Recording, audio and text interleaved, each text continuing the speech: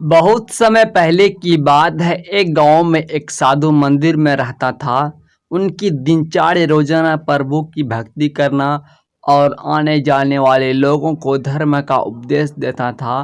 गांव वाले भी जब भी मंदिर आते थे तो साधु को कुछ न कुछ दान में दे जाते थे।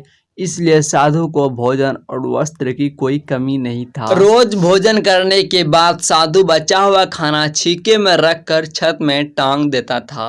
समय ऐसा ही आराम से निकलता रहा, लेकिन अब साधु के साथ एक अजीब घटना होने लगी थी। वह जो खाना छीके में रखता था गायब हो जाता था।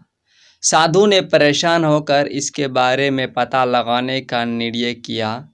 उसने रात को दरवाजे के पीछे से छिपकर देखा कि एक छोटा सा चूहा उसका भोजन निकाल कर ले जाता।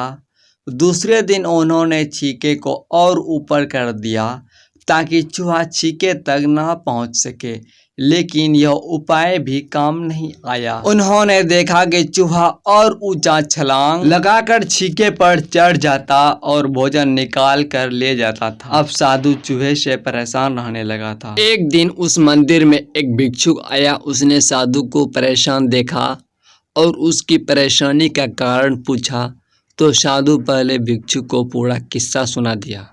भिक्षुक ने साधु से कहा कि सबसे पहले यह पता लगाना चाहिए कि चूहे में इतना उछलने की शक्ति कहाँ से आती है। उसी रात भिक्षुक और साधु दोनों ने मिलकर पता लगाना चाहा कि आखिर चूहा भोजन कहाँ ले जाता है। दोनों ने चुपके से चूहा का पीछा किया और देखा कि मंदिर के पीछे चूहा ने अपना बिल बनाया हुआ है। चूहे के जाने के बाद उन्होंने बिल को खोदा तो देखा कि चूहे के बिल में खाने पीने का सामान बहुत बड़ा भंडार है। तब भिक्षुक ने कहा कि इसी वजह से चूहे में इतना उछलने की शक्ति आती है।